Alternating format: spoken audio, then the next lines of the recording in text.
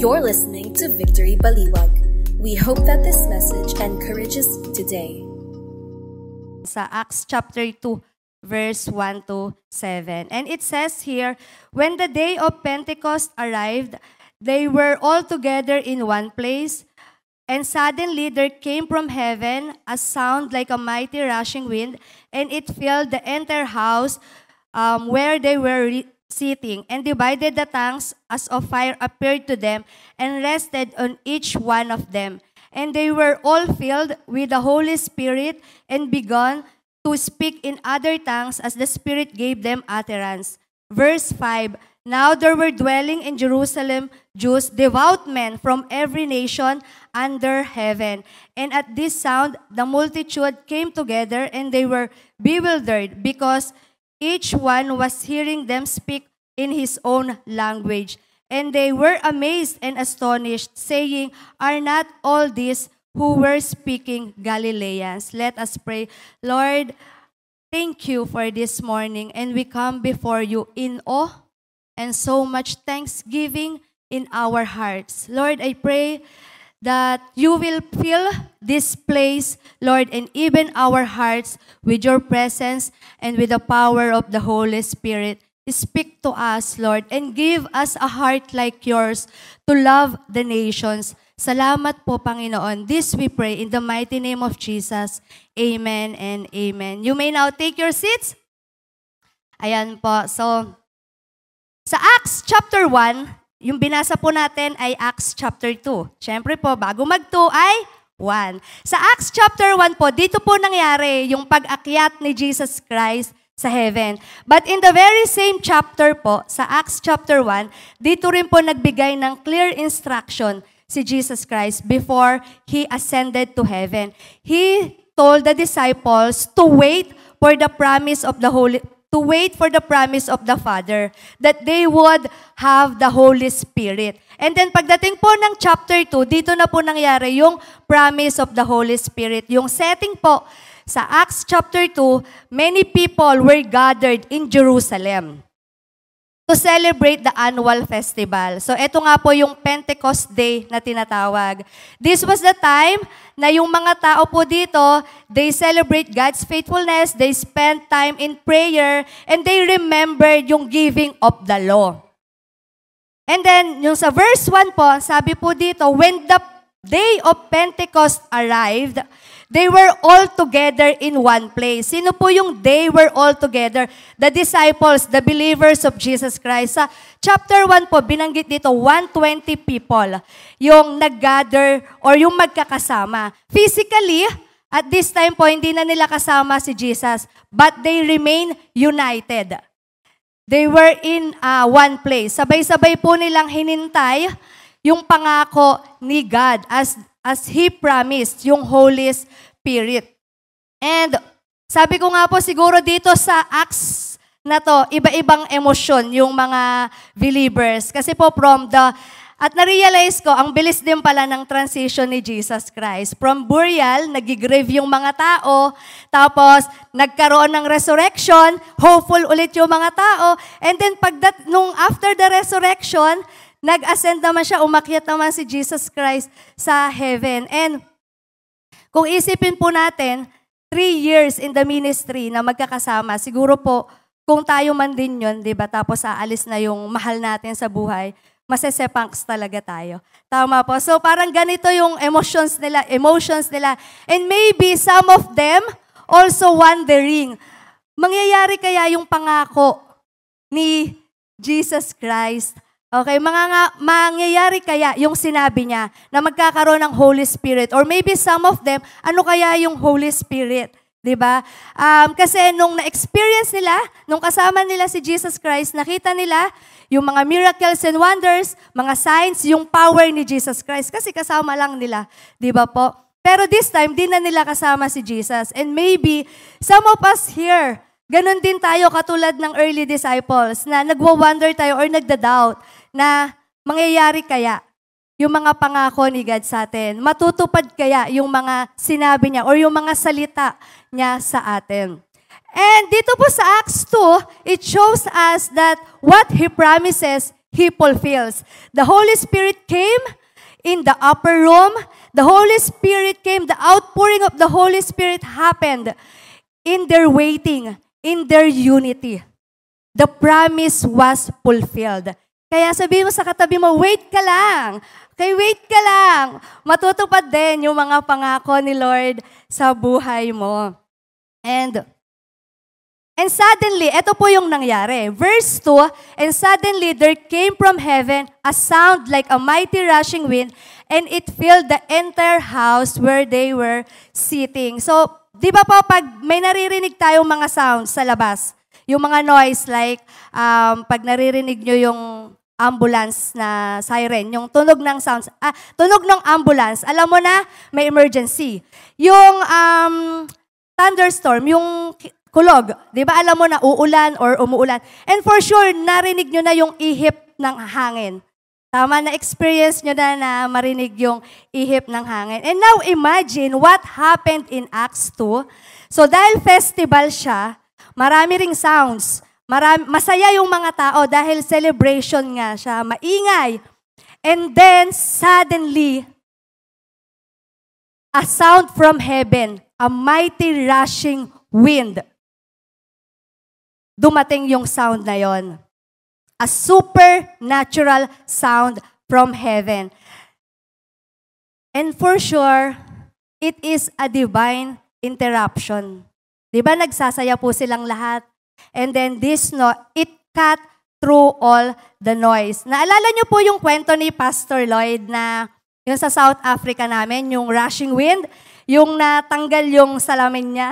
Okay, so doon ko yata na-experience yung mighty rushing wind sa Africa. So ikwento ko lang po ulit, nung paglabas namin ng conference, malamig yung weather, sobrang lamig. As in, akala namin, normal weather lang po sa Africa. And then may dinner kami ng Bulacan. So lakad lang kami. Akala namin, kakayanin namin yung lakad. Maya-maya, tanggal na yung salamin ni Pastor Lloyd, yung ID ni Julie, yung hika. Tapos kami, nakakapit na kami sa bakal kasi tatangayin talaga kami. So nag-attempt kami na mag-grab. Pero kahit yung grab namin, parang tatangayin siya. So ganun yung mighty rushing wind na na-experience namin. At hindi lang po doon. Pagdating namin ng safe naman po kami na nakarating ng dinner namin. Pero pagdating namin ng hotel, di ba sarado yon? Sarado yung mga bintana, ganyan. Pagdating namin ng hotel, yung tunog ng hangin, tumatagos sa loob ng hotel. Sobrang lakas talaga. As in, sobrang lakas nung tunog ng hangin. At na-imagine ko, ganito kaya yung nangyari doon, or baka higit pa. Yung nangyari at the early times sa mga disciples na yun, na nasa upper room sila, nagpe-pray, di ba? Naghihintay ng promise of the Holy Spirit. Tahimik yung lugar, and then suddenly, a sound from heaven like a mighty rushing wind biglang dumating. Tas hindi nila alam kung ano yon. And that moment, God poured out the Holy Spirit. And everyone in the upper room received the Holy Spirit. No one was left out. And what happened, hindi lang po rushing wind, pero yung tongues of fire. In verse 3, sabi po dito, and divided tongues as of fire appeared to them and rested on each one of them. Sa nangyari po dito sa Acts 2, the day of Pentecost changed everything. This was not just an event, it was a commission. This is where the mission began. Na yung nangyari po dito sa Acts chapter 2 ay simula or beginning of a new period in the history where the Lord chooses to dwell among His people. Ito po yung mark of the ancient promises where the believers are empowered across the world. Birthing of early church, dito rin po nangyari. And the Christ mission to the ends of the earth. Kaya po tayo po as Every Nation Global Churches, sineselebrate po natin at nire-remember po natin kung ano yung nangyari sa Acts chapter 2 when the Holy Spirit descended to His people. The strong winds and the tongues of fire were sounds from heaven. God used these sounds as the tool, okay, as the first move in His mission plan, reminding every one of us, reminding the early disciples, even us today, that the mission is from God, for God. The mission begins with God. At yan po yung point number 1. So just like the wind that moves and the fire that burns or fire that empowers us, God is moving powerfully to redeem the world. Yung mission po, hindi po yan kailanman nagsimula sa atin. It starts with God. Mission, it didn't begin with the disciples. It didn't originate with the early church. It is God's idea. It is His mission and has always been part of His redemptive work from the very beginning. The mission didn't start with a program. The mission didn't start with a strategic plans, but the mission started when God poured out His Holy Spirit to people because the mission continues through His people. God empowers the church for a mission. As Every Nation Global Churches po, tulad nung nabanggit ni Sarah kanina, 1994, nagsimula tayo na magkaroon ng Every Nation Churches. 3 po ang meron tayo noong 2024 and fast forward 30 years. Last year, 2024, meron na po tayong 84 nations and by 2029, we are believing for 101 nations and we believe that God will open doors to new nations. We want to see His global purpose, that every tribe, every language will get to know God, that every tribe, every language will see His glory. And lagi po nating sinasabi na yung church natin, it is not big enough until there is one person who doesn't know Christ yet. And ganun din po sa mission natin. As long as there is one nation that has not been reached by the gospel, our mission is not yet finished. At wala pong hindi kaya or walang bansa ang hindi maaabot ng mga kamay at kapangyarihan ng Diyos. And may gusto lang po akong ipakita na data sa atin according to or based sa World Population Reviews.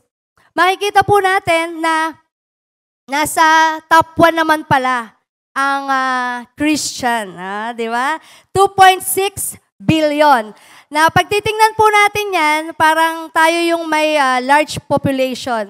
Pero, kapag re-reviewin pa rin natin at iisipin nating mabuti, yung Christianity versus other religions or other beliefs. Pag pinagsama-sama po yung mga non-believers, we only make up 29% of the global population. Where are the 70% of the global population? Imagine that. At sana po, tayo po, as believers and followers of Jesus Christ, we cannot stop na nandyan lang po tayo sa 2.6. Na hindi tayo makontento na, ay okay na pala, kabilang naman ako sa 2.6 billion.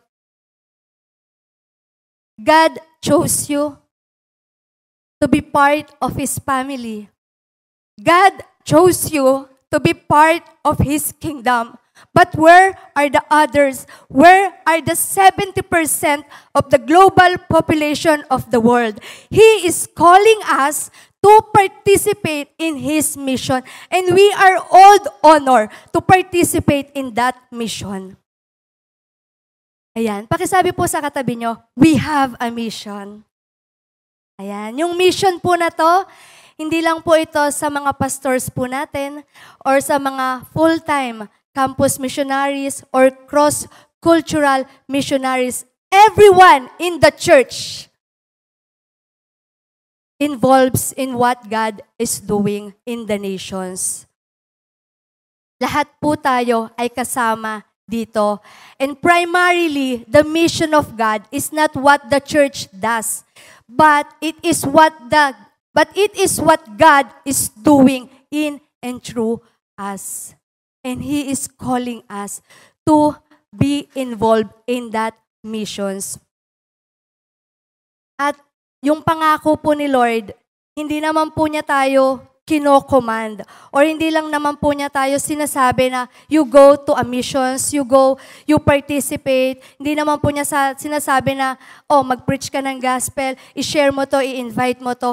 God doesn't just give us a mission, He empowers us to fulfill it as well. At ang pangako po sa atin ng Diyos, Matthew chapter 28, verse 20, and behold, I am with you always to the end of the age. So in Acts chapter 2, all disciples were filled by the Holy Spirit. Ang nangyari po, verse 4, sabi po dito, and they were all filled with the Holy Spirit and began to speak in other tongues as the Spirit gave them utterance.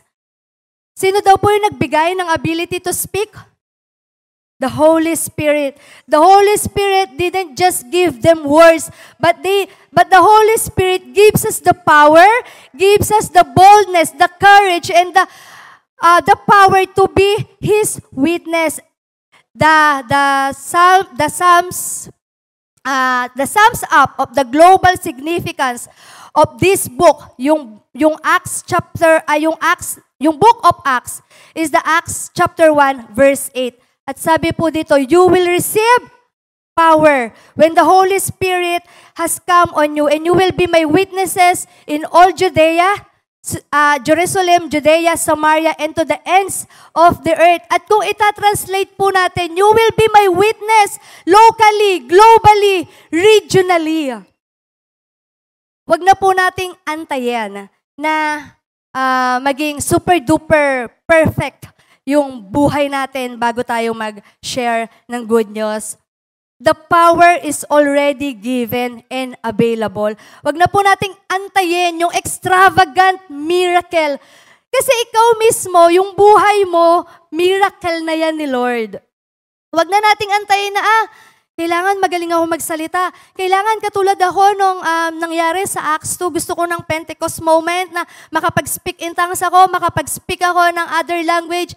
Wag na po nating antayin yung because the Holy Spirit lives in you. And the story is not about you. We are not the center of the story. Jesus is. This is not about your message. This is about the God's message in you. This is not about your strength. This is not about your power, but the Holy Spirit working in you.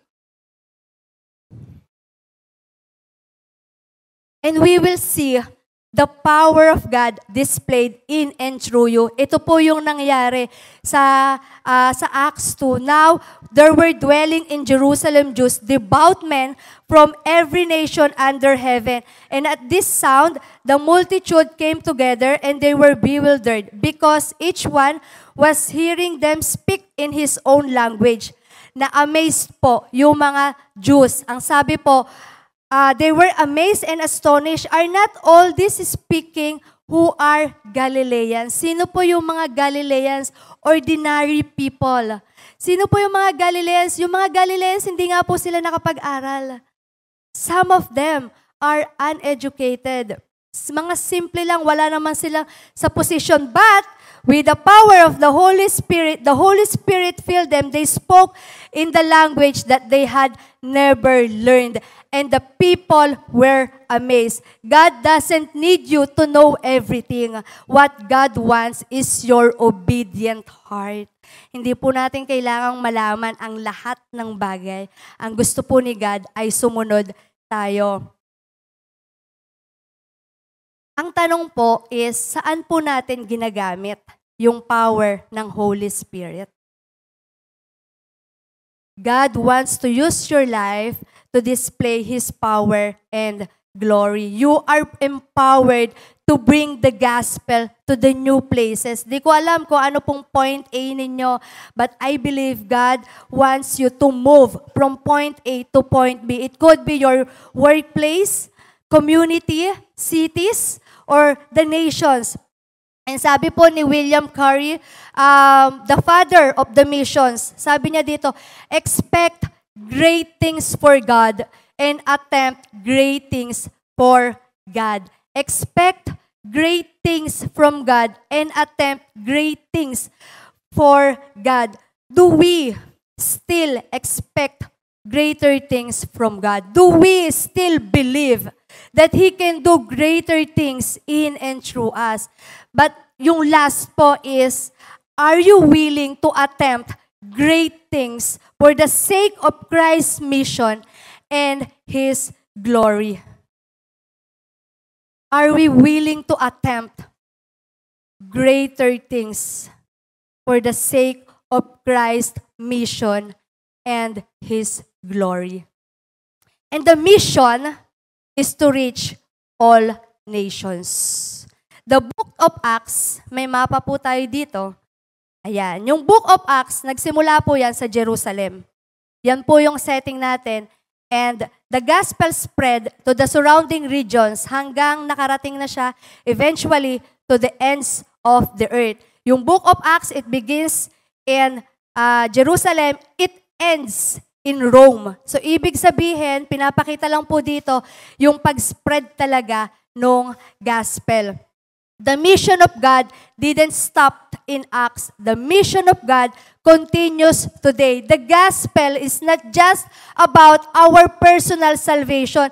It has a global impact. Every tribe, every language, every people needs to hear the good news. For God so loved the world. Hindi lang po Pilipinas ang mahal ng Diyos. Hindi lang po Thailand, hindi lang po Korea, but the entire world. And this is the driving force of the mission, the love of God for all people. And He desires that everyone to be reconciled and to be restored to Him. Sa Acts chapter 2, binanggit po ni Luke at least 15 nations. Verse 5, now there were dwelling in Jerusalem Jews, devout from every nation under heaven. And at this sound, the multitude came together. They were bewildered because each one was hearing them speak in his own language. Sa verse 9, ang nangyari po ay, we hear them telling in our own tongues, in the mighty works of God. What we can see in this verse is different languages, different nations, different cultures, but God has one message, and that is the mighty works of God. One day, our hope is that the multitude will come together, not to speak or not to hear their own language, but to speak the heavenly language. From the sound of heaven at Pentecost to the true sound in eternity, we will hear one voice from every tribe, every tongue, worshiping the God of all nations. In Revelation chapter 7, verse 9 to 10, it says here, after this, I looked and behold, a great multitude that no one could number, from every nation, from all tribes and peoples and languages, standing before the throne and before the Lamb, clothed in white robes and with palm branches in their hands. And as I end po, I want to show this short video from our last Go conference, which I personally experienced heaven on earth.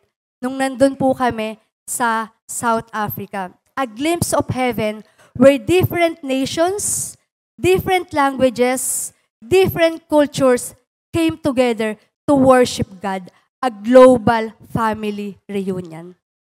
You want to see heaven on earth? We always pray, Lord, let your kingdom come.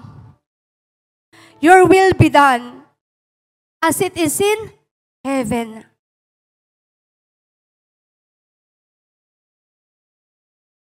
But the reflection question is this: will I obey and participate in the global mandate of Jesus Christ? Will the church obey? Magpa-participate po ba tayo to the global mandate of Jesus Christ?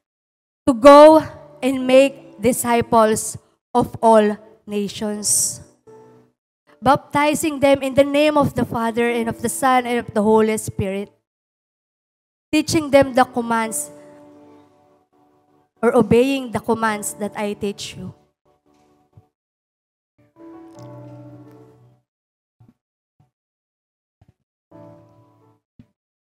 Will we obey? Kaya ba natin? Yes, we can. Because the Holy Spirit lives in you. The same Spirit that empowers the early disciples at Pentecost is the same Spirit that will enable you to preach the gospel with power, with boldness, with courage, with confidence. Yes, we can. We can be a witness to the Judea, Jerusalem, Samaria, to the ends of the earth. The power of the Holy Spirit is more than enough for you to move. As the Spirit moves you, as the Spirit speaks to you, the presence and the power of God is within you. Church, I believe that the Lord is giving us that the heart of compassion, the heart of love to the nations. How can we involve to that great commission? Sabi po sa Psalms chapter 2 verse 8, ask the nations. Have you ever asked the Lord? Aside from Philippines, have you ever asked the Lord, how can I involve in your great commission? As the recipient of your love and your mercy and your grace, have you asked the Lord, Lord, here I am. Use me, mold me, send me. Will the church obey and participate in Great Commission? May I invite everyone to please stand and ask the Lord to fill you with the Holy Spirit. To fill us with the Holy Spirit, that we will not be afraid to take that little steps, that we will not be afraid, but we are confident in His message. After all, it is His message. Like the early disciples, ang sabi ni Jesus Christ sa kanila, wait for the promise of the Holy Spirit. You wait. You wait for the leading of God. And God is so generous that when we ask the Holy Spirit, He will give us a Holy Spirit. He will give that empowerment that we need. He will give that Spirit nakakailanganin natin to whatever God is leading you at this season.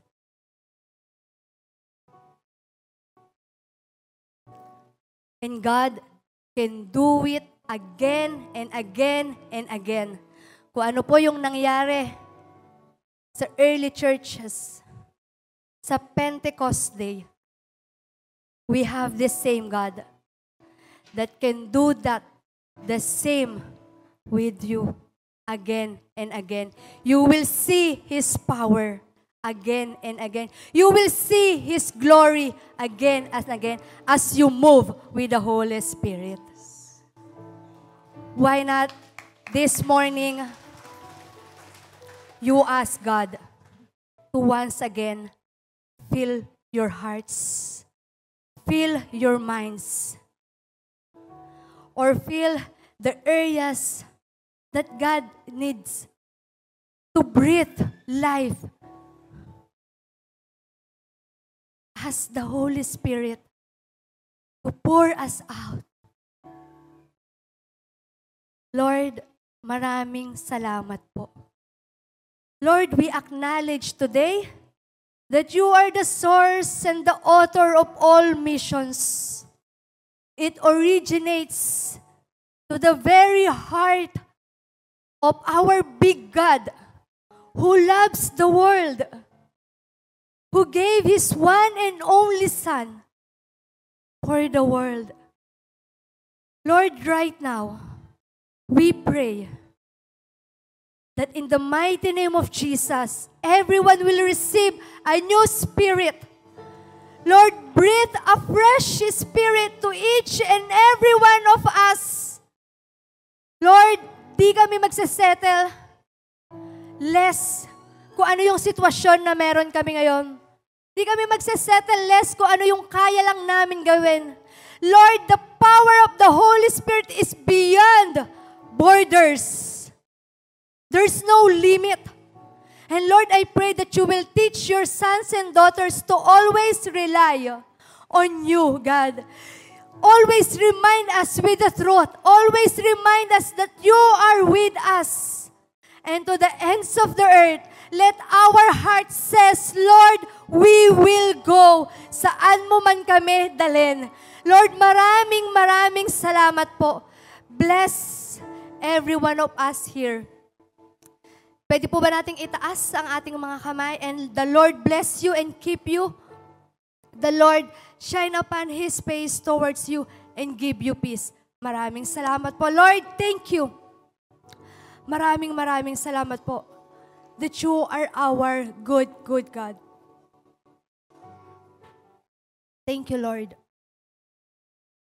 Thank you that we believe, Lord, we will see the promises. We will see your promises fulfilled because you are our promise-keeping God. We bless you, Lord, and I pray that everything we do, Lord, help us to have that obedient heart. Help us, Lord, to be in that attitude that we will humble ourselves before you. Here we are, Lord. Send the church for your glory and your glory alone. This we pray in the mighty name of Jesus. Amen and amen. Thank you for listening to Victory Baliwag Podcast. Follow us at Victory Baliwag on Facebook and YouTube for more details as we honor God and make disciples.